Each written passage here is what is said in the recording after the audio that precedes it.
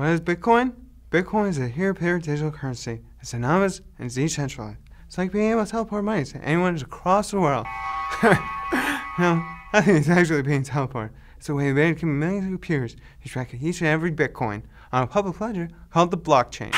What's going on, guys? It's K-Dub here with another episode of Crypto Zombie. Welcome back. It's Monday, back on the grind. If we have a look at the markets, there's really not too much happening.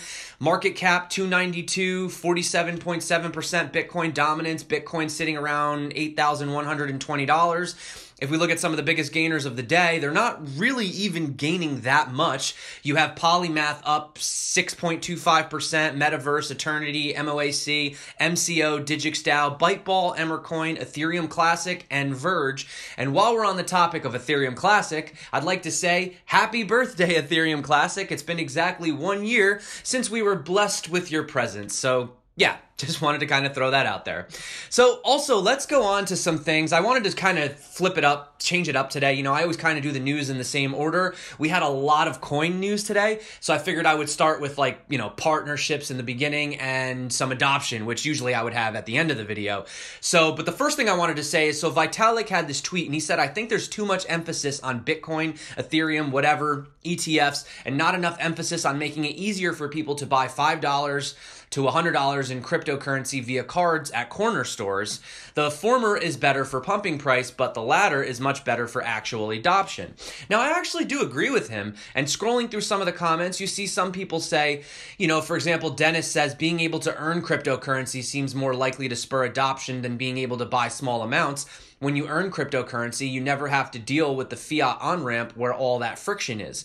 That's actually a good point. Once you earn it, you have it. Now you have to figure out what to do with it, right? You know what I'm saying? Because it's worth something. And then the other point was, David says this is a false comparison. BTC and ETH are polymorphic, meaning they function both as investments and a medium of exchange commodity. ETFs simplify the investment aspect, while cards payment solutions would simplify the medium of exchange use case. Both are important.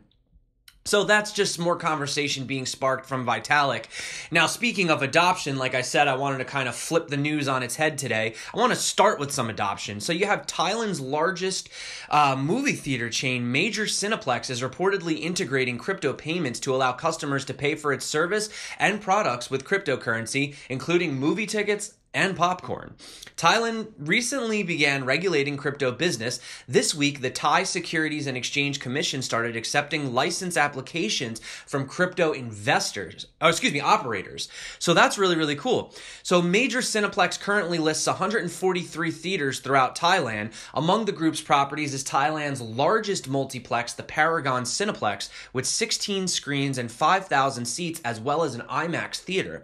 Merchants can use the Rapids point of sale system to accept cryptocurrencies as well as fiat currencies. So I guess this is sort of the app right here that they are integrating the business with. So that's just, more adoption as well. Another news story that we do hear a lot about cryptocurrencies, marijuana industry. They seem to go hand in hand. So you have Telgrass, the largest Israeli cannabis community, announcing the acceptance of Bitcoin. Telgrass requires buyers and sellers to connect over Telegram by disclosing their ID number and a short video before they sign up for the services. Telgrass is also offering discounts on purchase of cannabis using cryptos, so that they're actually creating an incentive for you to actually use the cryptocurrencies. In other news, we have Commonwealth Bank completes a new blockchain-enabled global trade experiment. Now, okay, we do have supply chain logistics and stuff like that, but in this case, they said 17 tons of almonds have successfully been shipped and tracked from Victoria, Australia to Hamburg in Germany in a blockchain-based collaboration between the Commonwealth Bank and 5 Australian and international supply chain leaders. The Commonwealth Bank demonstrated a new blockchain platform underpinned by distributed ledger technology, smart contracts, and Internet of Things to facilitate the trade experiment, tracking the shipment from packer to end delivery in parallel to existing processes. So I don't know what they used, what ledger they used, what blockchain they used. It might be their own private blockchain, but yeah, I mean, we've definitely seen a lot of things like this with supply chain logistics as well. Yeah, so just public service announcement here, guys. I just want to let you know that Poloniex will be delisting 9 altcoins effective August 2nd. Those being Florin Coin, Folding Coin, Vcash, BitCrystals, Nexium, Radium, Black Coin, Pink Coin, and Rye Coin. So to the 2 people watching right now that affects, I'm really, really sorry to hear about those bags. Okay, so moving on. Speaking of exchanges, we do have the Binance vote officially ending. It looks like Mithril won with a landslide of 50.82% votes. So you can see here that NKN came in with a close second. Now, NKN had 2,406 voters, whereas Mithril, only really had 400, 500 more, but they almost doubled it in total votes. So that's basically where the winnings came from. Now, it's really been quite a debacle going on all week about this whole voting thing. Some people are saying it's complete garbage. There's bots, manipulation. So we're going to have to see what Binance officially has to say. But according to the poll, it does look like Mithril has taken the lead. So now I wanted to get into some partnerships today. There's a lot going on with coins, a lot more coin news than usual. So I'm just going to kind of rapid fire real quick.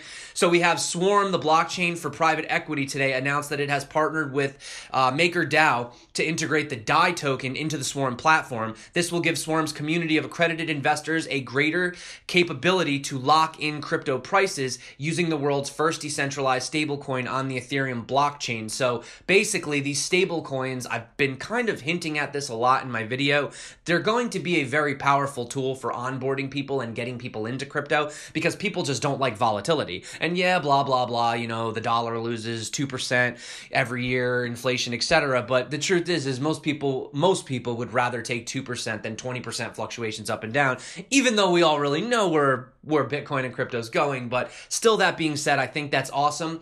So we also have a Origin Trail update. The TraceAlliance is finally available. So they've been kind of talking about this for a while. I shouldn't say it's available, it's live, so to speak. So, it's a nonprofit association which connects businesses, the public sector, academics, and technology companies in the field of blockchain research and practical solutions for supply chains primarily. So that is live. We also have a partnership. Swipe says that they are excited to formally announce the partnership with Bluzelle, a decentralized database that offers security, performance, and scalability for dApps. We've covered Bluzelle on this channel before. Swipe will be working with Bluzelle to build a database for Swipe's decentralized ledger system to securely store and utilize collector user data. So that's one thing. And we also have a few AMAs. We have one that passed. So we had the UChain AMA with Grace Min, the co-founder. So you can come here. I'll drop a link in the description. I mean, this already passed, but there is some good content, and I know a lot of people have actually been asking me on the channel, can you cover UChain? Can you go over UChain? I haven't had a chance to look into it, guys. I'm sorry, but here's an opportunity to learn a little bit about that while I am in the process of making my review. We also have, it's been a year, guys, a whole year since Neo has done an official AMA. So on August 2nd, which is coming up very soon, we're going to have a AMA with Dahong Fei and Eric Zhang from Neo. So this is a really great opportunity for you guys to ask those questions. I know a lot of people have been wondering what's Neo up to, what's going on with 3.0, the whole, are we going to be able to devise, is it going to be divisible, Neo? So those are all things that we would want to ask questions, and this is your opportunity to do so. So I wanted to real quick talk about Cybermiles. I don't know why, this is just really funny to me. Like, I just wanted to it's just a strange video. So they had this thing that came out, and it's the Cube, and it acts as both a wallet and a hardware to stake CMTs. Its interface displays the up-to-date earnings the account receives over time. So it looks like they sold out, but they have this one last cube, and it says you can come over here and you have 14 hours. I'm actually going to enter in this, screw it, man, to see if you can win this cube. But the thing that I found really funny was this video. Like, it was just so... It only took 40 minutes to completely sell out. 10,000 units purchased from around the globe. Second opportunity to harness the power and realize the last cube. So I don't know why, but I found that really hilarious that they went to this extent to make its own website, thelastcube.com, its own promotional video, and it's literally just for The Last Cube. It's a crazy marketing ploy. Yeah, I don't know, got my attention. So I also wanted to talk about Achain. So they say the rumors are true, Achainers. It's time for another one-to-one airdrop. So I have to say, Achain has been really cool with their loyalty program. They have consistent loyalty deposits. I get airdrops all the time from these guys. Half the coins, I don't even know what they are. So this one is from the Hellas project. It's HUT, H-U-T. So yeah, so this is a one-to-one airdrop. So if you're interested, you can check out the Telegram over here, see what it's all about. To claim this, all you have to do is literally just hold your Achain in your Achain wallet. It's really simple. It's the easiest thing you could possibly do. So if you guys are interested in that, that's also happening. I wanted to talk about Ledger. So Ledger Live now has 2 official apps that they've added. Now, while I don't 100% understand why they've chose to name the first app HODL, I will go into what it is anyway. So they've added 2 apps. The first one being HODL allows you to use your Nano S as a virtual keyboard to enter a wallet address in a field on the computer. This can be especially useful when withdrawing funds from an exchange where mistakes can be easily made when you are required to paste or type in wallet addresses. So basically, in a nutshell, really all this is it's just a little app, and when you want to put your wallet address in instead of copy and paste, because you could maybe miss out the last letter or forget the first letter, I don't know. So basically you just go to this app, click it, and boom, it just puts your wallet address in, which basically takes out human error. Not really a crazy feature, but I don't know, I guess it's easier for some people. You know, it takes copy and paste, which is 2 steps, and turns it into 1 step, which is just HODL button, right? So then you also have Recovery Check for Ledger. It says the second new app, Recovery Check, was created for users to check their 24 recovery phrase, which is required if the user ever has their device lost or stolen or damaged, or if you forget your PIN. So while Ledger users must still keep a written record of the recovery phrase and store it somewhere safe, this app allows you to verify they have correctly recorded the seed phrase without resetting the Nano S and choosing the restore configuration option. So I mean, in a sense, this is a cool feature. It's like a backup feature to double check. But at the same time, this is just adding one more layer of possibility for somebody to potentially hack you, like in the event that you leave your app open or running, or I don't know, and then they can check the phrase, and then they can copy it and put it on their ledger. So, I mean, I don't know, but these are basically what's coming out as well. I also wanted to talk about this game Doperaider. So Doperaider, they have actually gone on the POA Network, which I thought was interesting. So that's pretty much why I'm bringing it out to you guys right now. It's like a game where you I don't even know actually what you do on this game. It's an RPG about underground drug business in a world with a unique economy. So I don't know, it's like some Grand Theft Auto spin-off on the POA Network. I don't know, haven't played it, guys. Could be really cool. So yeah, I guess you have to download the Nifty wallet, but I really just wanted to bring it to you because it's on the POA Network, and I just feel like that's the first I really heard of something like that for them. So I thought it was a kind of cool milestone to bring up. So I want to talk about now, you have HitBTC getting slammed by this analyst and trader Sicarius, I don't know.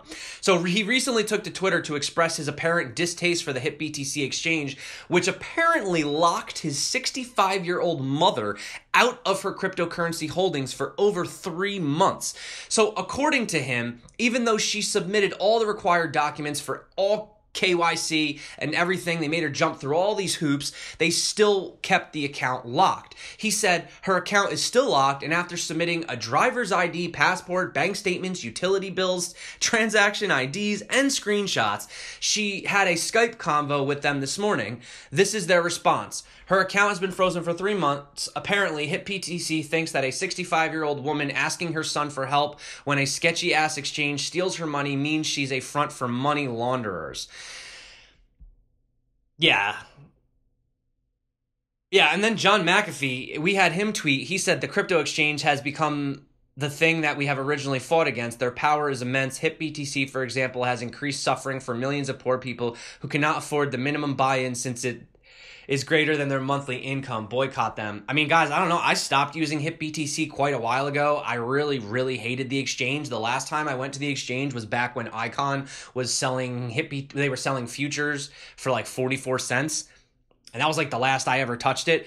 I really couldn't stand how you had to manually enter in all the trades at the time. And now people are telling me that you're being charged deposit fees is what I'm hearing about HitBTC. So I haven't used it, but that's just absolutely despicable. So yeah, guys, use like Binance or IDEX or Switch.io or something else, guys. That sounds like it's really, this happens to the exchanges. You know, the same thing kind of happened with Cryptopia a little bit. Not to say that Cryptopia is a horrible exchange, but you know, it had a lot of complaints as well a while ago. So speaking of other exchanges, we have Huobi. They've revealed its expansion plan in India by informing that it will come up with a peer-to-peer platform that will be supporting trade in the Indian currency rupee. This is important because Indian users did not have the permission to perform transactions in cryptocurrencies, since Indian government has taken a standpoint that they will not be held responsible for any mishaps taking place. So Huobi has also said that no transaction fees will be levied on their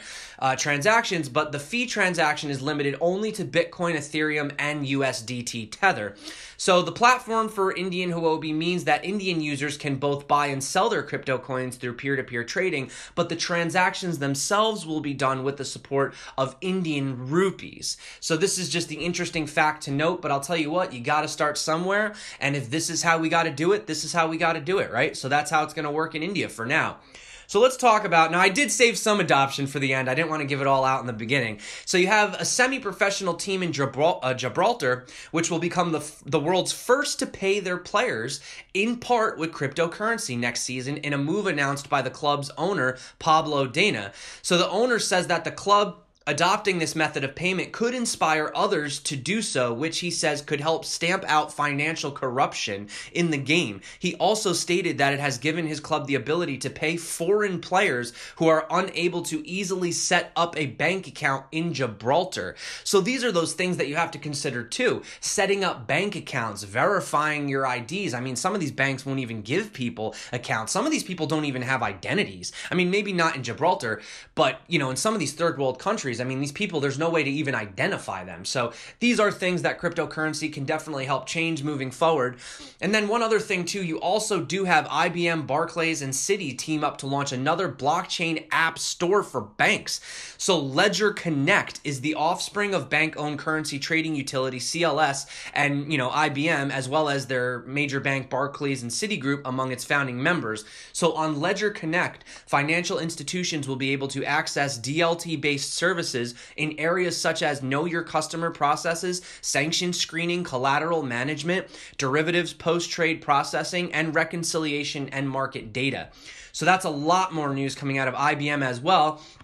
And guys, it would not be a crypto video without a crypto prediction. So according to this chart by Pantera that they have put out right here, you can see the Bitcoin trend line, according to them, shows that by the end of this year, we should breach a $21,000 Bitcoin with a $67,000 500 Bitcoin by the end of 2019.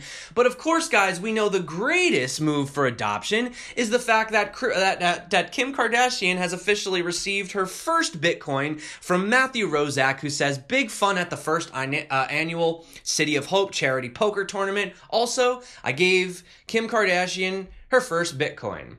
So, I mean, hopefully he means an actual Bitcoin, not this thing that he's holding in his hand. I don't really know what's going on with that, but hey, man, you know, screw it. Kim Kardashian got her first Bitcoin. I hope she tweets about it. I hope she tells the world about it. I hope we start looking back at Bitcoin again. So adoption is adoption. I don't really care. Like I said, guys, here's a graph that basically explains it. You know, this is the reason that we did it. This is the reason that we got into it. PayPal, Venmo, Western Union, Visa, MasterCard, fees, restrictions, slow, close, wait. Then you got to go through your bank, or just use Bitcoin, right?